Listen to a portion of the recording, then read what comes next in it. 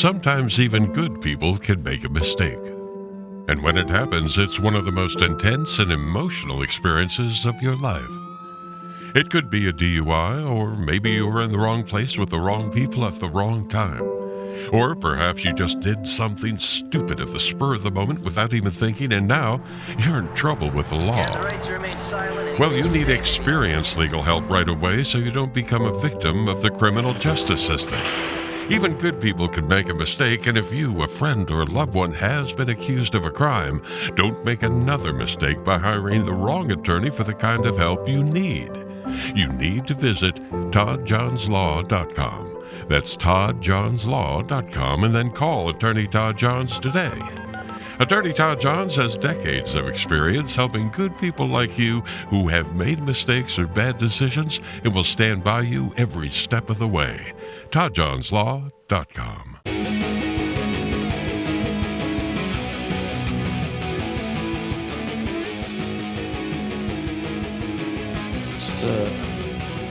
Let's crank this mother up. All right. James, hey, welcome back. How you doing? Hey, good. How are you? Buddy? We're doing good. We're doing good. Sean, we got a lot to cover, and we don't have much time, so let's get going. Well, we got a good hour. We'll get in. But, right. James, welcome back. Thanks, guys. We don't need to introduce you. You've been on our show before. That was a great episode, and this time there's a couple different topics I want to discuss. And let's start with Giancana down in Mexico, because I watched your episode on that Mexican town, Quanavaka. Is that how it's said? Is how it's said? Yeah, I go with Cuernavaca. Cuernavaca. So it ties into my research on Giancana that I'm doing recently, because I researched him a lot, and the thing is, Giancana was a front boss in Chicago, and I think a lot of people lose sight of that. Tony Accardo called the shots. So when Giancana's sent to Mexico, he's kind of banned to Mexico by Accardo after he gets out of prison. And one of the things he does is he sets up this operation in Mexico, and it's really a drug empire there, and it's really him. It's Richard Kane, who was, well connected to the CIA, his law enforcement background. He has a long history with the Giancana family. And the guy by the name of Hyman Larner, who I don't really want to call him a Jewish gangster, but he's more like a businessman. And he sets up the business side of this operation. They were money laundering through Panama. But this was a massive operation. They were using cruise ships, gambling operations, a lot of drug smuggling. And I believe it was protected and partnered with the CIA, because they were getting protection from somebody, because they weren't paying Accardo. And this went on for about 9 years. Yeah. Accardo, you don't get away with that, for that long by not kick it back to Accardo. And also, they had no problems with the drug cartels down there. This operation went out for a long time until, kind of Giancana loses his usefulness. And then we know when he's subpoenaed, he's under 24-hour surveillance, and then the surveillance is taken off and he gets whacked. So very suspicious. But your episode on that town is really fascinating, because it ties into so many things that I think was going on down there outside of really the JFK assassination, because I never believed Giancana had anything to do with that. And his limited in the Castro plots. A lot of people, because he was only involved in phase 1 of those plots. Phase 2 was specifically Roselli and Harvey. So I think the government, more of their dealings with him in this drug empire, and this what's going on in Mexico City and in Panama and all these other places, was really what they wanted to keep secret. So let's talk about the Mexican town down there. Wow, fascinating intro there, because I don't really know much about what Giancana was doing there. Right. What intrigued me was where he was hiding out. Yes, the people.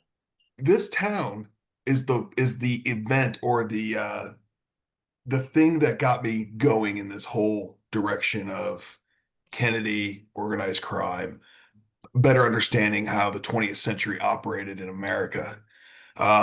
Because what fascinated me, the book I did on JFK touched on that, what Harrison called the odd sects, those religious fringe churches. Yeah.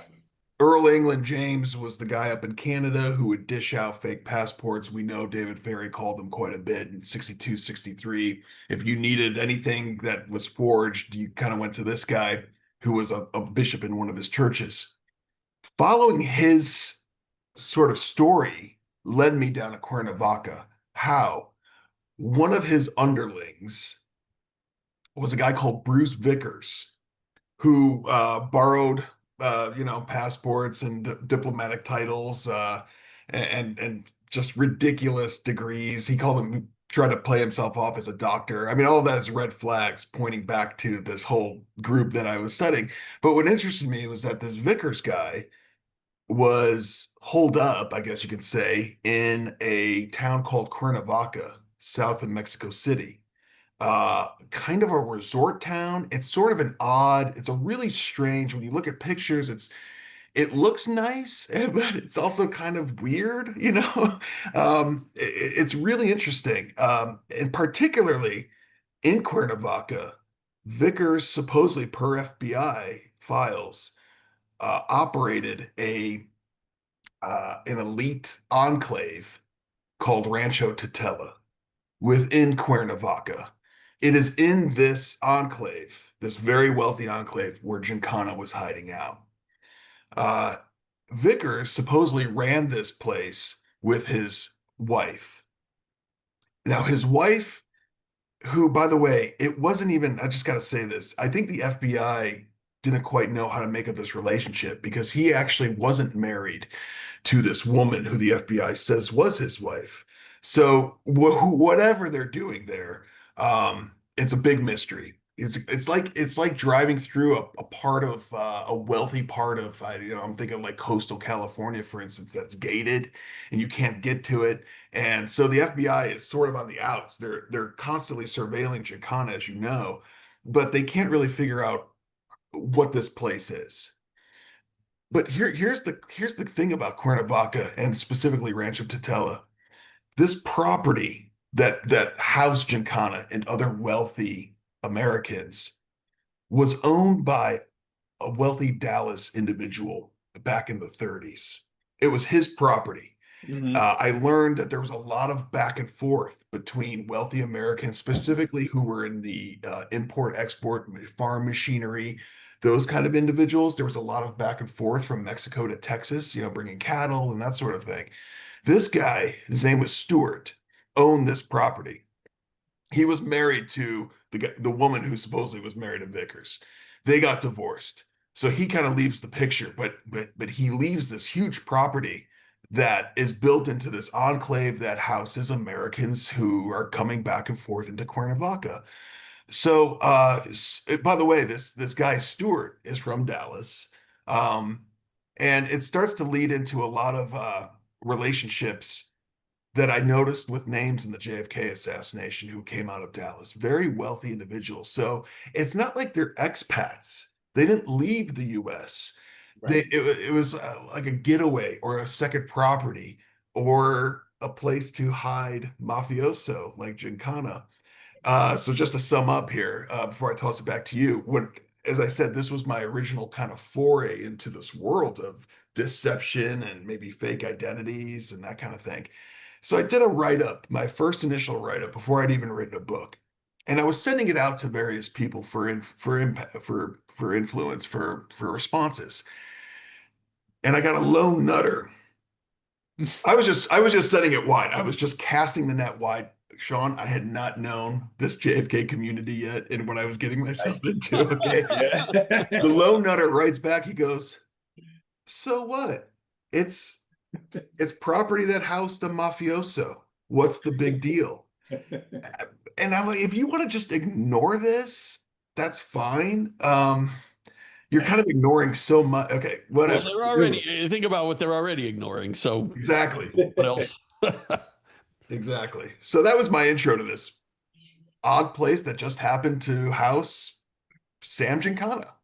Now, one of the people down there was D.H. Byrd, correct? Well, he was he flew planes Right. and he participated in this woman Stewart's ex-wife, who supposedly was married to Vickers, she was hand in glove with the Good Neighbor Commission of Texas. And it's so obvious. I'm so tired of history and then people who follow this making it seem like everything's on the up and up throughout history and no one's doing anything wrong. Yeah. They're always innocent. The newspaper articles are so quaint. They're talking about this kind of socialite event that they're having from Mexican debutantes are coming to Dallas and Texas.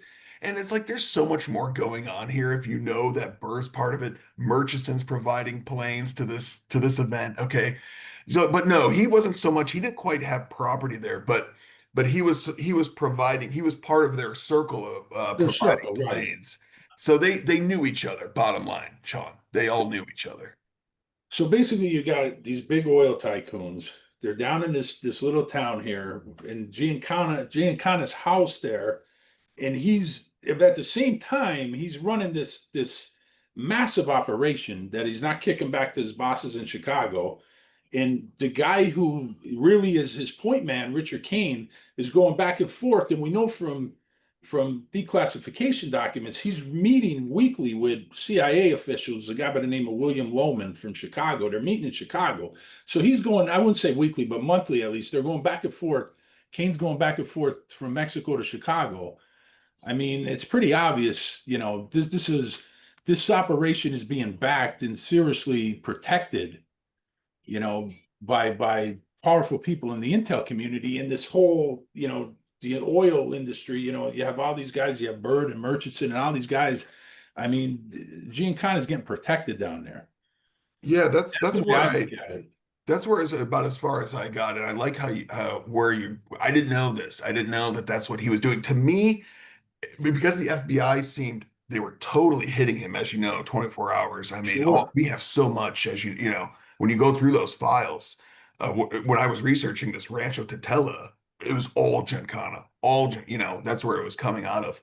They weren't so interested in kind of how this place even existed. They were just kind of following him, and he was using aliases like Sam De Palma, and I know Richard Kane was using a guy, an alias Yeah. Scalzetti.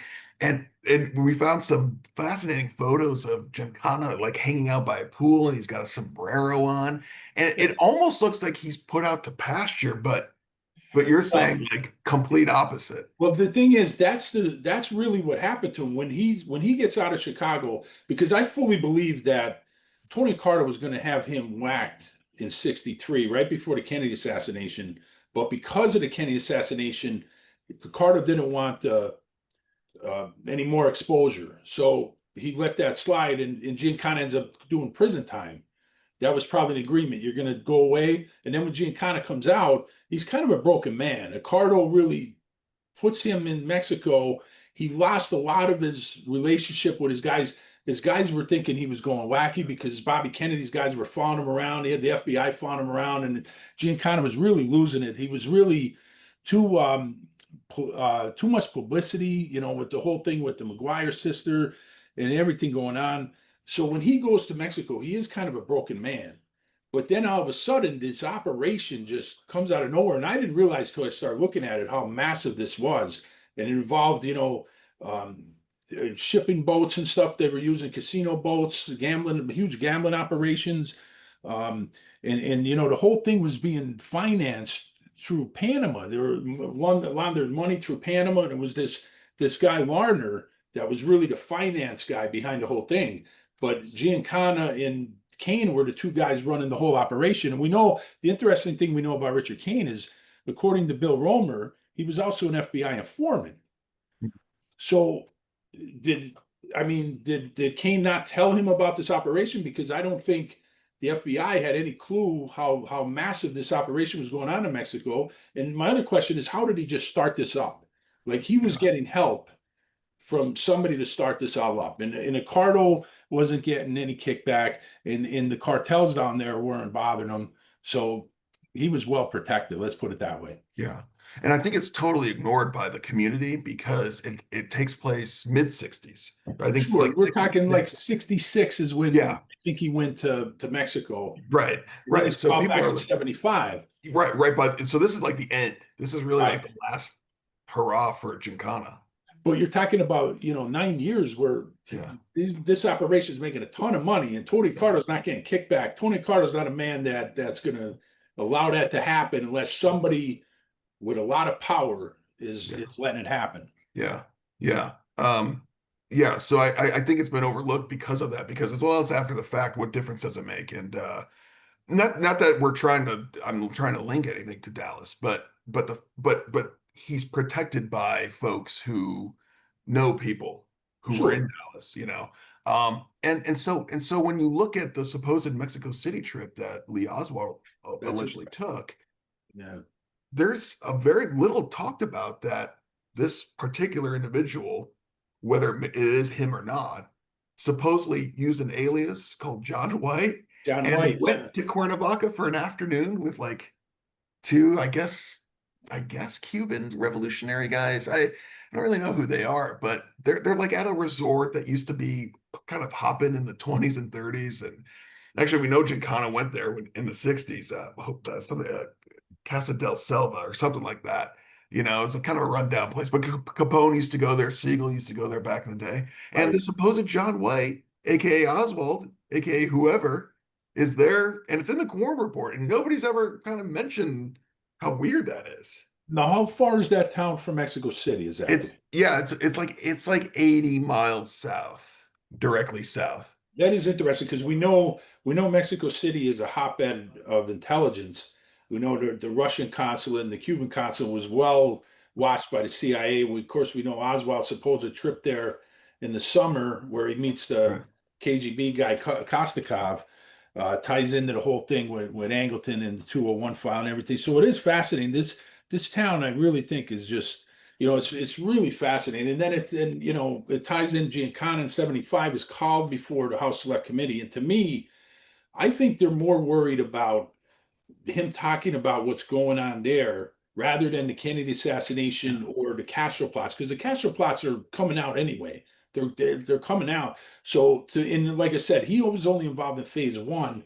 Phase two of the plots he's not involved in. So Gene, and Right. he in the document stated he was brought in just specifically to bring in Trafficante. And by the way, it's interesting because Trafficante is running his own drug operation in Southeast Asia in the Golden Triangle, and that's well protected by the agency. We know that. And of course, he's more useful, and this is why I think Trafficante survives that window from like 73 to 79, where all these guys are getting hit that are supposed to testify. Trafficante survives that, but then he has a heart attack in 86. You have to wonder if, he lost usefulness to the people in power there. But it's just a whole interesting thing. I think it has a lot to do, we had Steve Kopesky on, and he was talking a lot about, the drugs. The government wanted to protect the involvement with drugs, the mafia and drugs. You know what I mean? I think that's a lot they were trying to, and this is going to tie into our next topic I want to get to, unless you have something else you want to add to this, and then I want I to get. just think it's yeah, no, I do real quick. I think it's interesting that speaking of the drugs, Cuernavaca was a bastion for any kind of ideology. Whether you had a kind of communistic ex-Catholic priest who was running a center down there, to Timothy Leary, who known for his LSD trips and acid and that sort of thing. And there's this wild story in Timothy Leary's autobiography, because you have to take all sorts of autobiographies with a grain of salt. You know, you can't just quote it as gospel, but that Mary Pinchot Minor came down to visit him. Yeah, you know what? The Weird, Leary. right? Here's what I'm going to tell you about the Leary stuff, because we had Jim Diagino on and he debunked a lot of that, but we had John Potash on and he said Timothy Leary was a CIA asset for years, for decades. So I don't take anything. Leary changed the story too many times. And the Meyer thing, we actually looked into a lot of that. I think that that's not related to anything. Her murder was not related to anything going on. That's the way I look at it. We looked into that pretty good, but I don't take anything from Timothy Leary. I think he was an asset at the agency for a really long time doing their bidding. Then I'll just say, if he was an asset, then the fact that he was at that city Right. Makes is sense. It basically makes all you sense. need to know. It makes sense that he would Yeah. be there because he's in that community with these people. Correct. Because this is a protect. And you mentioned D.H. Byrd. He doesn't have direct connections to the CIA, but he has Army intelligence connections, and of course, he has a personal connection to Allen Dulles. I mean, he was close to Allen Dulles. So a lot of these guys in the circle, we could call them CIA, or we could just call them intelligence community. Just as a wider umbrella to kind of define everything going on here. Yeah, yeah. The Civil Air Patrol is the giveaway for me with Byrd. I mean, that's Yeah, uh, yeah. I mean, it's too much. I mean, it's too high. But yeah, we'll touch on Byrd a little more. But I do want to talk about the second topic because you sent me this email on your theory on this, and I totally agree with what you're trying to say here. Let me see if I have this right. Like you're trying to say that the glorification of the mafia, which there's no doubt Hollywood has glorified the mafia, is really, influenced by the powers to be because, yeah, they used them in operations. They wanted a certain picture painted of the mafia through movies like The Godfather. And we know actual gangsters like Russell Buffalino and Joe Colombo helped influence that picture. But we had RJ Roger on, and Bill, you remember this. He's an expert in organized crime, and he knows a lot of like really made guys and stuff. And he said, it's interesting how like street gangs are compared to the mafia, where people have this view of like localized street gangs are just nothing but thugs, and the mafia kind of these glorified Robin Hoods, kind of protecting the neighborhood. And and RJ even said it's so untrue because there's really no difference between different gangs and in the mafia. They're just as bad. I mean, they're criminals, and but they have this image, this glorified kind of we're protecting the neighborhood when in fact they're doing the opposite. Who do you think they're shaking down for protection money? Their own people. So there's no doubt that these guys shouldn't be glorified. But uh, go ahead, buddy. yeah. No, yeah, you're right. I what I love about your guys' work is that you have a lot of community engagement. So I welcome people's responses or thoughts here that we can engage later on social. My thought basically, Sean, is that Mario Puzo didn't write The Godfather out of thin air. He was a writer, yes. He Sure. wrote a very well-respected literary, critiqued, well-received novel called The Fortunate Pilgrim, which was about immigration from Italy to America.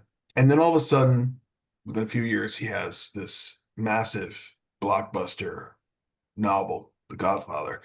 And he's talked about how he came into writing it and that sort of thing. But I question that. And let me just back up and just say I was about ready between the time I was on your show a few months ago and today. I've been ready to just walk away from just immersing myself in all of this because my motto really is just question everything because you just can't Yeah. trust Yeah. anything, you know? You can't. You can't. So that's a great story. It's in film lore that Puzo was like he needed money to support his family, and he came up with a salacious story based on these true guys, whatever. And then the movie, of course, really I think is obviously more of a cultural impact than the Sure. novel. Two things that I remember when I really, I ended up majoring in film and The Godfather was a huge impact for me. Two things about that I think is relevant after The Godfather came out, 70s era mafioso supposedly wanted to return to that kind of honoring, right? Sure. That we see in the 40s that's Right. in The Godfather. Okay, that's one comment that they were kind of inspired by what they were seeing, and then the second thing was Paramount wanted, and I think Robert Evans, who's the producer, wanted Coppola to set it in the modern day. He wanted to set it in the 70s to be Right. relevant. I mean, we Sure. think about where we were as a culture in 72, Mhm. Robert Redford he wanted him to play Mhm. Michael Corleone. Okay.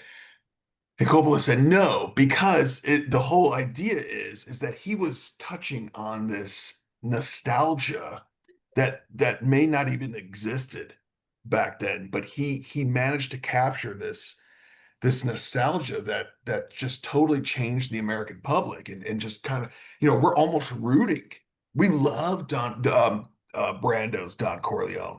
We Sure. cry when he dies. We have this line that his 3-year-old grandson adds, and he didn't say this on set. It feels like it was recorded later. I love you, Grandpa. And just it's just that to me. I mean, I'm being very superficial, but those are just examples that glorify the mafia in American culture. Well, here's the one thing. What's the main plot line of that story that the Corleones were fighting with the other families is that Vito Corleone didn't want to get involved in drugs and the other families did. So so if you're looking at this broad picture, why would they want the powers that be want to do this, present this image to protect their operations of drugs? I mean, here you go. There's the movie. Vito was Oh. hands off. He wanted nothing to do with drugs.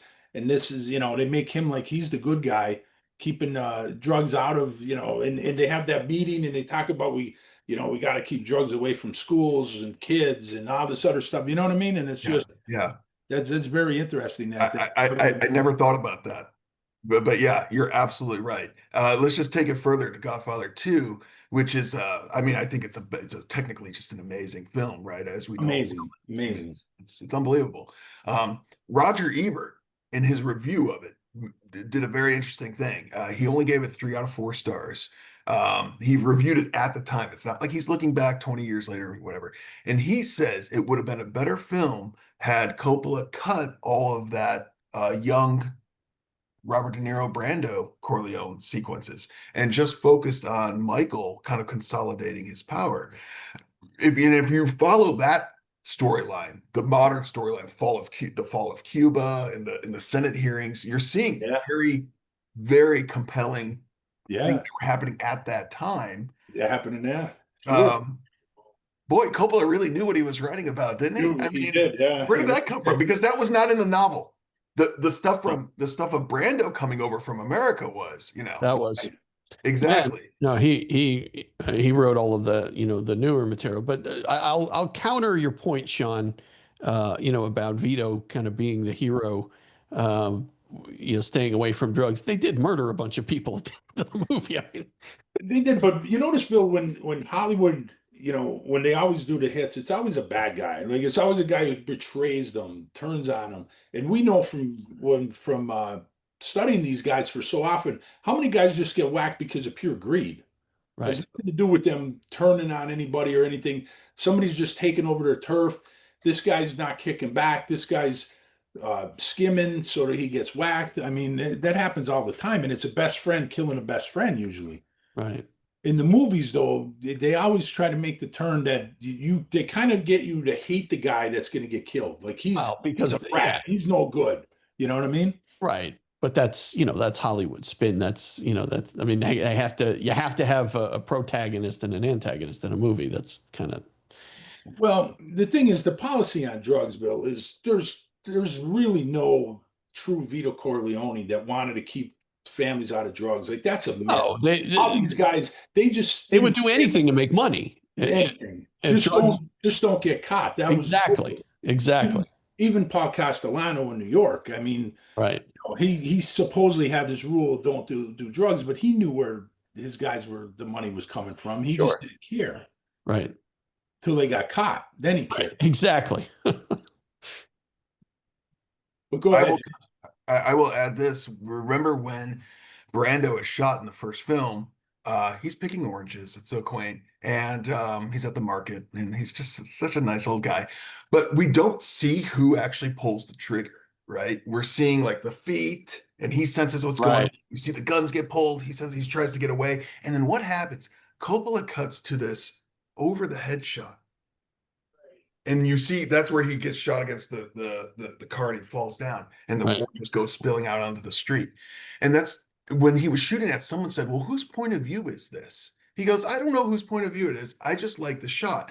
But it speaks to me that he's framing it in such a way as to feel emotion towards Brando for getting shot by these unknown assailants.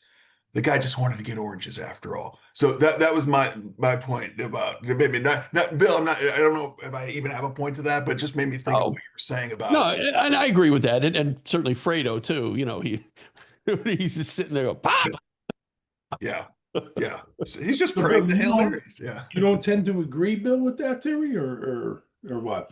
No, I think it's a valid theory. I just I think people are smart enough to realize that they're all criminals. It's just I mean, it's the same thing with the Sopranos. You're rooting for Tony Soprano, even though he's a horrible human being.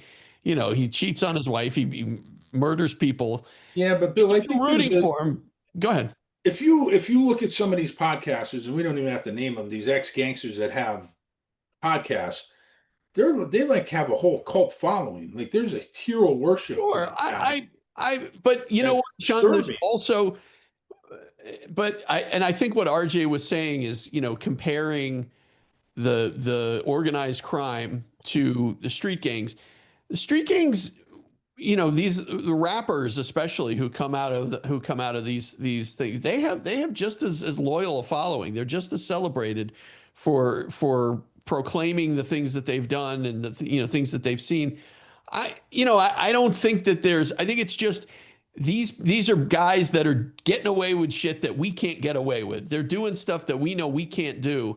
So we're gonna celebrate them. And that's what we talked about with John Gotti. Remember, Yeah, but people I having. don't think those street gangs are celebrated in Hollywood through movies and stuff like the Mafia has been. I mean, Hollywood has been making a living on the Mafia, ever since it really goes back before The Godfather. You could go back to, to Jim Cagney and Sure. Public Enemy. Sure. Yeah, I mean, absolutely. they've always glorified that kind of that, and it goes even beyond Cosa Nostra, but the Irish Jewish gangsters, they were glorified during the Cagney era. But I would argue that hip hop culture, even though we're 50-year-old men, white men, so we're not in it. But hip hop culture is just as influential as Hollywood is, I believe. I don't know about that. I don't know. I mean, I don't know. I don't I know how do. to answer that. James, what do you think? I don't know. I don't know. I mean, I really don't. I think overall, like, I just think, like, when you think about, look how successful the films The Godfather was and Goodfellas. I mean, these films are extremely successful, and I don't know. Well, if I can just say, well, first off, I mean, Martin Scorsese's career would not have been, Oh, no question about made it. without that. But it's interesting that there was such a bidding war. Well, my point. Let me just back down real quick. So Paramount actually was shepherding Puzo writing the novel before it was even published. Right. The working title of The Godfather was Mafia. And it reminded me of that remember the 1998 Yes. The Mafia, the Zucker yeah. brothers. Yeah. Well, you lost a lot of blood, but we found most of it. And so I think there was some maneuvering by Paramount who knew they had. I would love to know how to an extent how much Paramount was influencing this story. Yeah. And What what's do you- interesting too is that I don't know if you saw the series The Offer on Paramount. I haven't yet. So it's good, but again, it's Paramount. So Paramount wrote, Yeah. so they maybe they wanted to kind of steer because they do show Puzo as this struggling writer, sitting in his tiny apartment with his wife, trying to write this thing, trying to figure it out, and saying to himself, "Well, I just kind of have to write a family. This is really about my family, but it's based in a mafia world." Right, And that's what Paramount wants you to believe. So it's interesting. right. It is an interesting theory, James. I'm not arguing it. I'm just Let me ask you like this. Maybe this is a better way to say it. Do you guys feel that the mainstream media paints the same picture of Cosa Nostra mafia as they do street gangs and minority groups, Latino gangs and black gangs? And do you think the image is the same in the media? no, no, not at all. I think That's my point. That's my but point. I mean, yeah, it's not, I'm not saying that hip hop, they don't have a following. I'm just saying Hollywood and the mainstream media paint this image that glorifies a specific element of organized crime that they don't do with the rest of organized crime. You know what I'm saying? And I think that's what you're trying to say, James, right? If I get, and I think my kicker, my point ultimately is best made with Godfather 3. Because Godfather 3 was the most reflexive, the most internal looking story. It was it was basically a mirror image of golf and Western.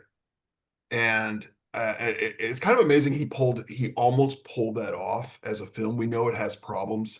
There's production problems we don't need to go into. It could have been a really good film.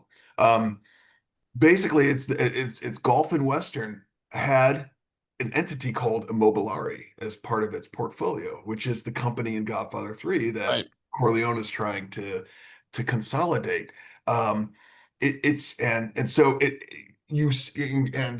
So Golf and Western, which owns Paramount, is part of the story. And if Coppola really wanted to, he could have actually made it. He said, I never want to do a Godfather 3. I'm done with it, whatever. And if I do it, it's going to be a parody. It's going to be like Abbott and Costello. Yeah, I remember him saying that. Yep. Things happen. He needs supposedly money, and he's back at it, and he's going to do it. Yeah. And so what he did was he drew on Paramount Golf and Western's own story to craft Godfather 3. But he could have gone even further and he could have gone right up to the creation of The Godfather as a Paramount property, if he wanted to. That Corleone story was part and parcel of what we're dealing with here. But he held back, but the Vatican Bank and all that stuff was deeply entrenched with Golf and Western and Paramount, with Roberto Calvi, the guy hanging from the bridge, of course, at the end, and Michael Sindona, who's not a character in the film, but so I think just from studying how Godfather 3 was made and created, it suggested that there was this kind of reflexive understanding of this property as being very much a Paramount property from the beginning, and Coppola was in a way telling us that in a way that, but he was limited by production and by his own artistic limitations. That's what I would love to see. The Offer. That's the story that I would like to see. You know, I don't care about Coppola hiding in the stall of the bathroom and then going and firing the guys who were talking shit about him in the bathroom. All these stories that we hear about the first Godfather. Right. I want to know about when things were getting dirty and we're seeing guys hanging from the bridge and we're seeing the Freemasons part of it, and we're detracted by this supposedly incestuous story, and we're missing what he's really trying to get at. If he had just gone a little bit further with it, I think we would have had this incredible masterpiece. We will be right back. DK's Corner, now located at 201 Cherry Street in Jesup, Pennsylvania, is serving up the area's best tasting food at respectable prices. Known for our great cheesesteaks, DK's also has delicious breakfast sandwiches, specialty coffees, and catering 7 days a week. You'll love the wraps, soups, and pizza too. We're now open Wednesday, Thursday, and Friday, 9 a.m. to 9 p.m., and Saturday, 8 a.m. to 3 p.m. Visit DK's Corner on Facebook to see our daily specials, and make sure to follow and like us while you're there. We offer local delivery to homes and businesses, takeout, or come and dine in our new restaurant in Jesup. Call or text DK's Corner at 570-209-0278 or hit us up on DoorDash. And we thank DK's Corner for sponsoring That's Enough Out of You. We will be right back. Hey, Sean, I want to make sure that everybody knows about our Patreon. I know we mention it every once in a while on the show, but really important that people check out our Patreon. If you go to Patreon and search for That's Enough Out of You, or just click on the link in the description, you'll find we do an extra episode every week called The Speakeasy, and it's really usually just Sean and I kind of talking about the day's events, current events, and things like that. But a lot of exciting things. I mean, I know, Sean, you're constantly putting articles up there on our Patreon. Yeah, and sometimes, Bill, we do bring on special guests. We had Dave Whelan on, we had Scranton Dave, and every now and then we bring Patreon members on. We've had different members, Scott Alfieri, Michael Pilch, Dan Hankey was on. So, there's an opportunity there if you want to come on the show with us. So there's a lot of things we're doing. Like you mentioned, Bill, the articles. I put articles up on a free site, but I also put articles on Patreon that's not available on the free site. We have a lot of times I put up future intel about guests that we have coming up and stuff that we have coming up on the podcast. And we created a great community there, Bill. There's a lot of chat goes on there. There's a community chat and a lot of the comments back and forth. Just the Patreon members always have great insight. So it's a community, Bill, and it's an opportunity for people to join for a really good price, Bill. Yeah, I mean, you can't beat it. You can certainly become a free member if you want to. There's also tiered levels with subscription amounts, and just for $1 that gets you everything. I mean, the $1 gets you everything, including our weekly show. There's other tiers. I think, Sean, what is there, a $3 tier? $3, a $5, a $10. I mean, and there's a $50 if people could afford to give 50. Yeah, I mean, totally up to you. Once you join, you can make that decision, and certainly, there's no commitment. I mean, you could join for a month or 2 months or whatever you want, and then you can switch your subscription around. Totally up to you. I mean, that's people love Patreon for that reason. It really is. It makes it easy. It's kind of however you want to do it, however you want to join. And we certainly appreciate anybody who joins our Patreon and supports the show, because we definitely, Sean, we're not getting rich off of this podcast, that's for sure. But we definitely, appreciate any support that we get from our listeners. And, we also have our merchandise store. If people want to check out, we have the shirt that I have on now. We have mugs up there. We have cups, hats, anything you can do to help the podcast grow. We also have a bookshop up there, Bill, where all the authors that we have on our podcast, we have their books up. And it supports local bookstores, Bill. The money goes to local bookstores, a little bit to us, and then to the publisher and to the author. So it's a real good opportunity instead of buying Amazon and making supporting billionaires. Right, sure. There's an opportunity. And as far as Patreon, one last thing, Bill, if you want to join as a free member, we do put some stuff up there for the free members, and then if you like it and you want to upgrade, you can do that. Absolutely. So definitely check out our Patreon. Like I said, there's a link in the description to our Patreon, or you can just go to Patreon and search for That's Enough Out of You, look for our logo, and just fill in the information and you can join. All right. That's it, Sean. We appreciate all of our Patreon members, and we hope that you guys will consider checking it out if you haven't joined. Thank you. Buddy. Yeah, I can't disagree. And the other thing is too, if you poll guys, men our age, particularly white men our age, and ask them what their top 5 or top 10 movies are, everybody's going to have Godfather, Goodfellas, Casino, all those movies. They're going to be, in that.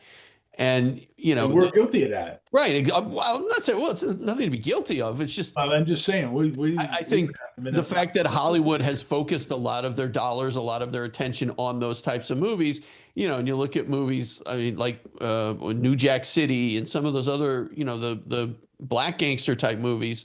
Boys in the Hood.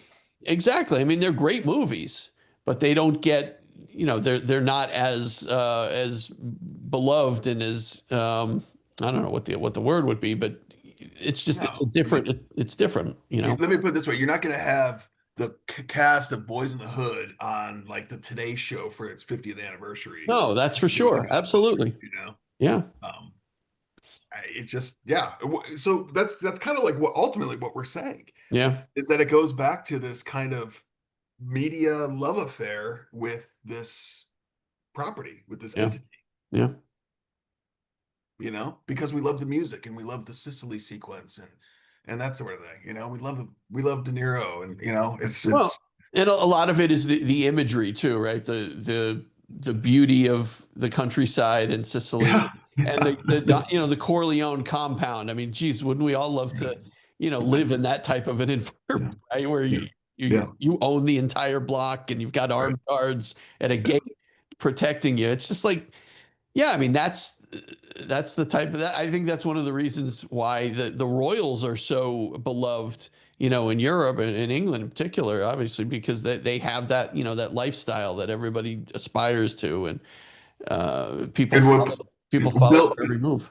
And what gets me, Bill, is that we don't, as a culture, speaking very basic, just generically, but we don't want to go any further than just admiring those dresses and admiring whatever hat so and so is wearing. Mhm. To understand, and I get, and even to an extent, The Crown what gets into some of those behind the scenes, I guess, which is interesting.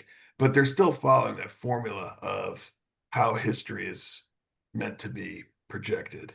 Sure.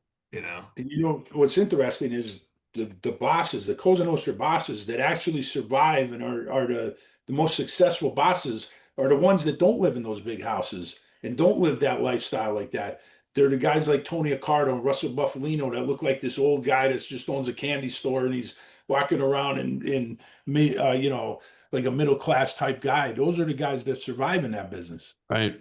let me ask you guys, because speaking of Buffalino, then have you seen obviously The Irishman then from Yeah. Scorsese? Sure. Oh yeah. Yeah.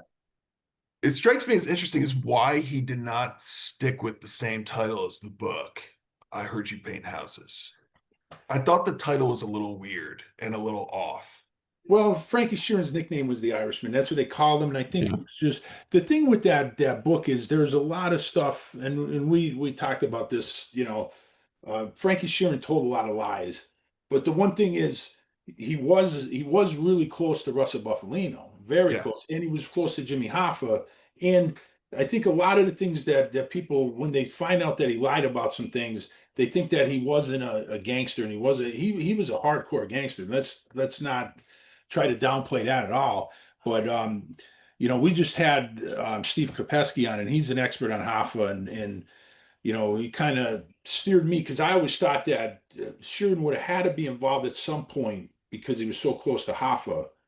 And he said there was other guys like Chucky O'Brien that could have got Hoffa in that car and stuff. So there's a lot of different things on that. But I think also the title, I think maybe just appeal more to people because the Irish gangsters get a lot of love in Hollywood too.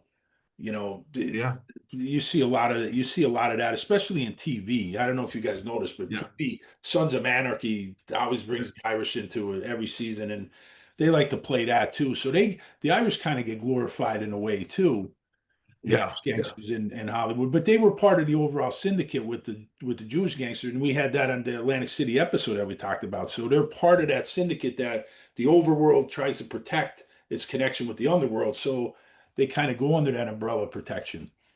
yeah. Wow, fascinating. Yeah. I do. As much as that film has problems, The Irishman, It's obviously entertaining. It's it's entertaining. got its issues. It- I will say the relationship with that daughter who knows what's going on and ultimately that's what he has no relationship with her at the end. It's one right. of the few crime mafia movies where you are actually you have that sense of loss at the end that this guy True. completely Yeah. fucked up, you Yeah. know. Yeah. Yeah, So it's definitely, and that part is true. There's a lot of truths in that movie. There's just a lot of lies in there too, you know. And of course they left some part out. They did try to bring in the Kennedy assassination because in the book, Sheeran ties that to Kennedy. I think it was delivering guns to Ferrie, and that's just yeah, it's just ridiculous. But uh, yeah, yeah. And just to kind of when we have David Mamet, who's supposedly working on an adaptation of the Giancana book, Sean. not is you talking about Double Cross? Yes, Yeah, that's an awful piece of work. It really is. We debunked that totally. And are you talking about the November 63 one yes, coming up? That's going to be terrible. I know. It's we debunked so much of that, the election, the other stuff, even the Joe Kennedy bootleg and stuff. Like, I don't know how much you're following my work, but I Yes, found Daniel Joseph Kennedy was the real bootlegger that was dealing with Oni Madden and Bugsy Siegel and Frank Costello and these guys. Wasn't even the right Kennedy that they got. So there's a lot of stuff in their picture of Roselli. They got Travolta playing Roselli. I mean, they should have stopped when he screwed up the Gotti movie. It's yeah. So I'm not too worried about it because of that Gotti movie. So it's like we're almost dealing with a lot of washed up has-beens, yeah, but but we're distracting from getting to the yeah, core of the issue, though. and that's the point. I think that's the Right. point about stuff Exactly. coming out. And I'll tell you what, that makes sense. If you're going to go there to say this is what Hollywood is trying to do, they're trying to, um, you know, uh, I don't know what's the word. They're trying to make it. They're trying to sensationalize it, right? So it does distract you from what really is the story. Then that I absolutely agree there, and I think that's if that's an intelligence operation, it's working because and it's going to work because that movie is probably going to Sure, it's going to do good. I mean, it's going to spread a lot of garbage that it's people are garbage. going Yeah, to take. but Yeah. Yeah. Well, yeah, I gotta say, I think it's interesting that the MPAA, which was, as you know, for years run by Jack Valenti, uh, was originally started by Martin Quigley when it was before it was the MPAA. It's like the production code, right? Where they right, kind of right. put in these placeholders. You can do this, you can't do that, whatever. Martin Quigley was OSS. Yeah, forerunner of the Unbelievable, man. CIA. Interesting. Yes, Yeah. yes. They've had an influence on Hollywood, the intelligence community, I, for a long, long time. Sean, it'd be interesting to talk to Joe McBride about Yeah, that. You know, yeah. Yeah. She's a time we film. have him on. The one thing also, if you notice, every time they use the CIA as the bad guys in any film or TV show, they use the word rogue, right? They're rogue. Well, the CIA has the Office of Security to make sure there's no rogues. That's the entire, operation of the Office of Security. That's their entire job, is to make sure the sensitive operations are not, there's nobody that goes outside what they're supposed to do, and there's no rogues. That's their whole idea of the Office of Security. But you see that in the movies all the time. An ex-CIA Yeah. guy, Yeah. Gone Rogue. CIA guy, and Yeah, yeah, born identity. No, I gotta say this because you brought up the CIA. I saw there was a piece in the LA Times recently. I get it on Sunday still, and I'm looking at it, and it was like CIA in Hollywood. CIA wants more material from Hollywood, and CIA is offering its services to consultants to walk you through the production. And it was one of those like mind-boggling. What era is this article coming from? there's a position. I don't know. Lisa Pease would know. She would know. But there's a position where they have a liaison. I don't know if it's actually CIA or military, but they have a liaison with Hollywood Yeah, to that could actually influence in, you know, yeah. yeah, I forget what the title is, but yeah, there is a position. That's I think what that article was about. And I just was, and then I started thinking about, man, it is. I mean, CIA is all over. I mean, the fact, okay, when you talk about Mario Puzo as being basically the front for normalizing the mafia, you have Tom Clancy doing the same thing for CIA. Yeah, I yeah, mean, who was this guy before Hunt for Red October exactly. or whatever? He comes out of nowhere, you know? Yeah, Another example. Yeah, I mean, so you have Jack Ryan being a Jack character. Ryan. Yeah, the whole Jack Ryan. I mean, he's supposed to be an analyst, and he's out there in the field Right. doing all this stuff. And the way they present him, he's a hero, and he's always, he's working against the people that CIA normally is working with, dictators and organized crime figures. And Yeah, yeah, it's so unrealistic.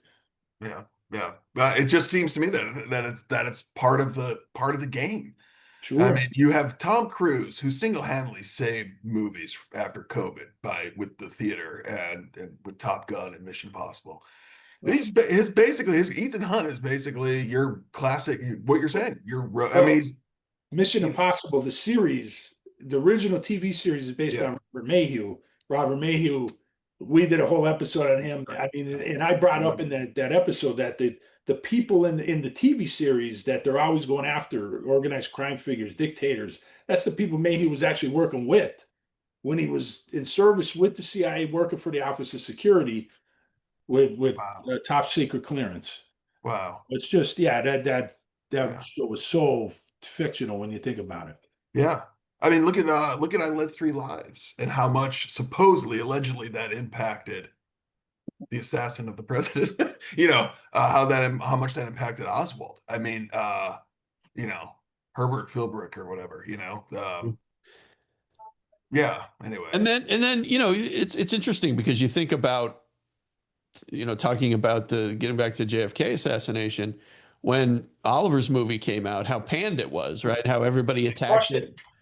So yeah, man, Yeah. there's something to that. I agree with you. There really is something to And the that thing about that movie, Oliver's movie, they crushed that months before it was before even it out. even came out. Absolutely. They got an original script somehow, and you know how many scripts Hollywood goes through. They might go through 10 scripts before they actually get to the one that hits film. Yeah. And they were attacking that. They were crushing that, and that was across the board everywhere. Yeah. Can we talk about that really quick? Sure. Sure. Because critically, it was well received. Numerous Oscar nominations, if you hold any stock in that. But critically well received. But yes, publicly, Yeah, it was trashed in the media. so and yet it results in the JFK Records Act. And look, I mean, that was Stone at the top of his game. He could not have done that. Obviously, he can't do it now.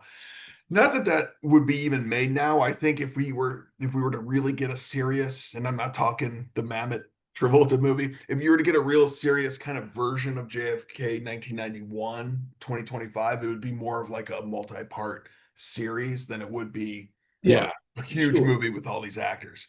sure. And certainly Kevin Costner, I think Garrison actually wanted like oh, what was his name? Robert Mitchum as like Oh, he didn't even know who Costner was. And so anyway, but I got to hand it to what Stone did. But man, I just gotta say, my conspiracy mind comes through, and it's like, we gotta get away, we gotta find a way to get these records out because we can't hold them any longer, and we can't just release them. So we need something to kind of pivot the public to kind of accepting that this is coming. And Stone was the guy who showed up with it. well, the thing with that is it did release the records, but it took so long for them to come out. Like that's what people don't understand. Like a lot of people just think, well, oh, Trump is getting these records out now. These records have been coming out for a long time. Right. Probably a lot of people don't read them. They've been out, and there's a lot of information in there. But people are looking for that smoking gun. They're looking for that piece of paper that says we did it, and it's Right. not. It They're doesn't not going to exist. put that on. They're not going to put that on. They're not even like, the family jewels document that says all the bad things the CIA did that kind of stretches the limitations of the National Security Act.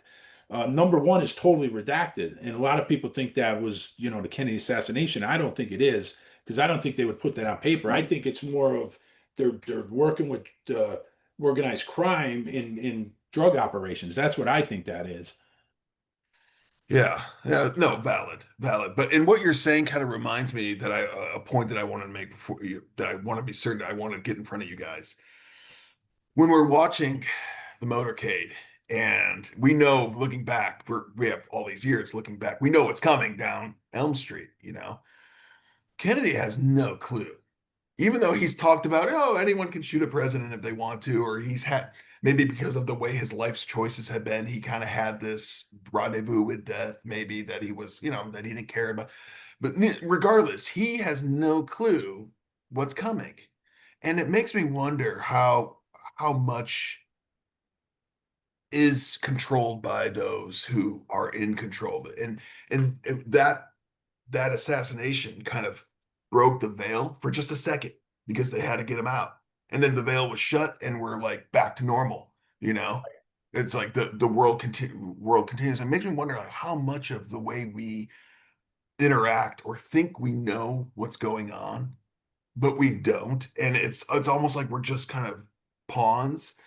It might sound obvious, and I maybe being very naive here, but it does make me wonder like who is in control really of our day-to-day fate, and just lets us go about our day thinking that we are making decisions when man, if they want to, in a second we're done. Giancana got that and JFK got that. Yeah. Yeah.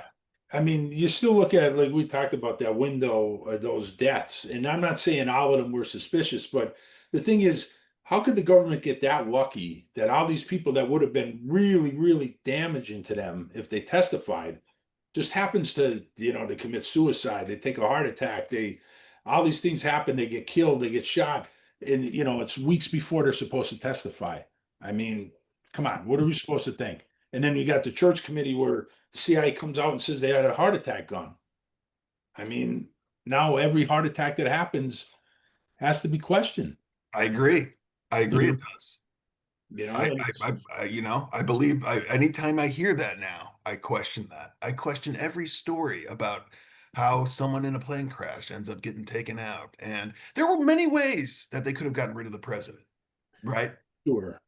But That I think, and a lot of people talk about that. Like, I think Bill brought that up. Like, why did they have to kill him and this and that? Didn't you say that, Bill, on an episode a few Yeah, I've ago? said that. I've said that all Yeah. along. I mean, there's so Well, many ways to sure. that they could have gone about to discredit. I mean, they were trying to do that anyway with They're the trying to do that. affairs. That's why I don't believe a lot of the character assassination, because they could have blackmailed him if a lot of that was true. But Right. the thing is, I think killing him the way they did really was killing the office of the presidency. It was sending a message to everybody who's going to try to take that office going forward that here's the line. You cross that line, this happens to you. And we could do it in broad daylight at noon in a major city, and there's going to be no repercussions. And I think that was the message, and that's what they were sending. This was a guy who literally unified, 90% of the country. I mean, sure you had that fringe element that hated him, but there has not been a president since, and I don't even know if there was one before. But there certainly has not been one since that has unified the country the way he did. And I think they realized that they said this is a guy who, no matter what we try to do, no matter what we try to throw at the American public, they're going to love him and they're going to reelect him, and then they're going to elect his brother and reelect his brother. So this was the only way. This was the only way to It get rid was. of him. I think it was. Yeah. I yeah. think it definitely was. I mean, yeah, it definitely changed the course of history. And but Bill, you talk about they were trying to discredit him. I mean, if you look at William Sullivan, I don't know, James, if you read William Mhm. Sullivan's memoirs, he was No. assistant director at FBI, very interesting. And he was one of those that died in a suspicious. He was a liaison with James Angleton at I believe either the church committee or the House Select, maybe I think it was House Select. And he was killed in a hunting accident, very suspicious hunting accident the week before he was supposed to testify. But he was involved in COINTELPRO, a lot of different secrets.